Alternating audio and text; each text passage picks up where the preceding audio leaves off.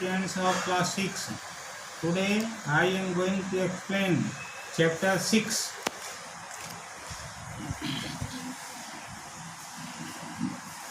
Greenland, the land of ice and snow, बर्फ और बर्फ की भूमि.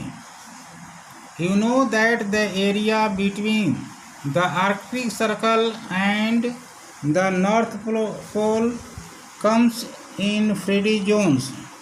जैसा कि आप लोग जानते हैं कि आर्कटिक सर्कल और उत्तरी ध्रुव के बीच शीत कटिबंध आता है. The region is also called the tundra region, और यह प्रदेश टुंड्रा प्रदेश के नाम से भी जाना जाता है. Let us study about the landscape climate. अब हम लोग इस प्राकृतिक दृश्य और जलवायु के बारे में हम लोग अध्ययन करेंगे.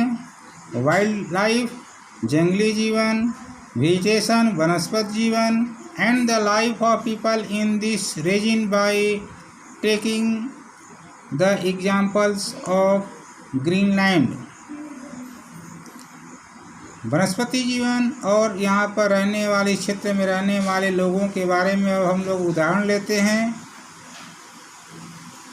Greenland, the land of ice and snow. Greenland एक ऐसा प्रदेश है जो बर्फ और केवल बर्फ से ही ढकने वाला इलाका है, प्रांत होता है. जिधर भी निगाहें दौड़ाएंगे केवल बर्फ ही बर्फ नज़र आती हैं. Greenland is the largest island. Greenland सबसे बड़ा टापू है. It lies in the northern polar regions. यह उत्तरी गोलार्ध में स्थित है, उत्तरी ध्रुव पर स्थित है. Nuuk is the capital of Greenland, और ग्रीनलैंड की राजधानी नूक है. लोकेशन, इसकी स्थिति क्या है? Greenland lies between the north pole and the Arctic circle to the north east of Canada. Greenland उत्तरी ध्रुव और आर्कटिक सर्कल के मध्य नॉर्थ ईस्ट ऑफ कनाडा और कनाडा के उत्तर पूर्व में स्थित है. Greenland is separated from the northern islands of Canada by the Baffin bay and the Davis Strait. Canada उत्तरी द्वीप और कनाडा जो है बफिन बे और डेविस स्ट्रेट के द्वारा ये अलग हैं.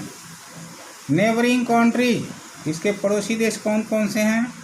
Greenland share its border with Atlantic Ocean in the south east.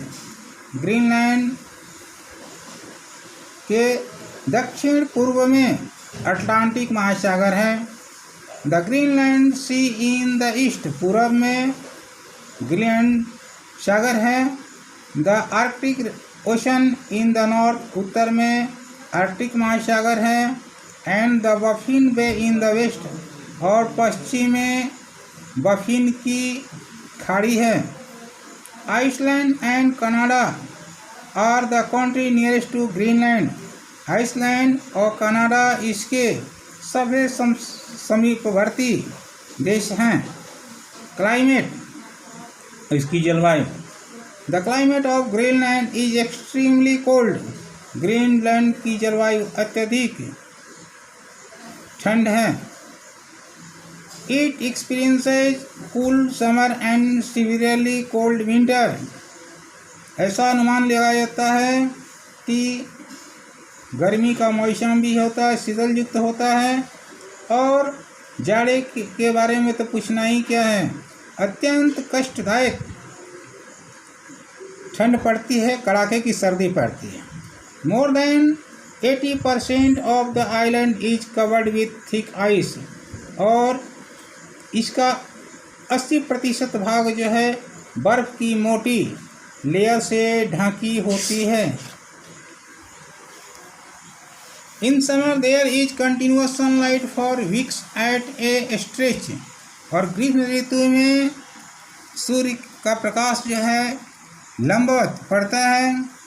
It is therefore called the land of the midnight sun, और इसे अर्धरात्रि के सूर्य के नाम से भी जाना जाता है। विंटर्स आर एक्सट्रीमली सीवियर, और जाड़े की ऋतु जो है बहुत ही कष्टदायक होती है। The sun does not rise for many months, सूर्य जो है कई महीनों तक निकलता नहीं है, दिखाई नहीं देता है। There is no sunlight during the day, और दिन में कोई प्रकाश नहीं होता है। It snows continuously and a strong cold wind blows at all times, और लगातार बर्फ गिरती रहती है और एक ठंडी जित पवन हमेशा बहता रहता है। The average temperature in Greenland ranges between -23 degree Celsius, और ग्रीनलैंड का औसत तापमान जाड़े में -23 डिग्री सेल्सियस होता है और 5 डिग्री सेल्सियस इन समर, और ग्रीष्म ऋतु में औसत टेम्परेचर जो है 5 डिग्री सेल्सियस तक मात्र पहुंच पाता है। इन समर, ग्रीष्म ऋतु में, व्हेन द स्नो मेल्ट्स, जब बर्फ पिघलती है, large blocks of melted ice called icebergs, जब बर्फ पिघलती है तो उसे हिमशैल के नाम से जाना जाता है। Float away and get submerged in the ocean, और ये समुद्र की तरफ ये प्लवन करना शुरू कर देते हैं, और समुद्र में ये जलमग्न होने के कारण एक नया परिवर्तन देखने को मिलता है। They can cause great danger to the passing ships, और समुद्र में पार करने वाली जहाज़ों के लिए ये जो है बहुत ही खतरनाक साबित होता है। इसके बाद हम लोग वेजिटेशन के बारे में नेक्स्ट ईयर में प्रकाश डालेंगे। Thank you very much.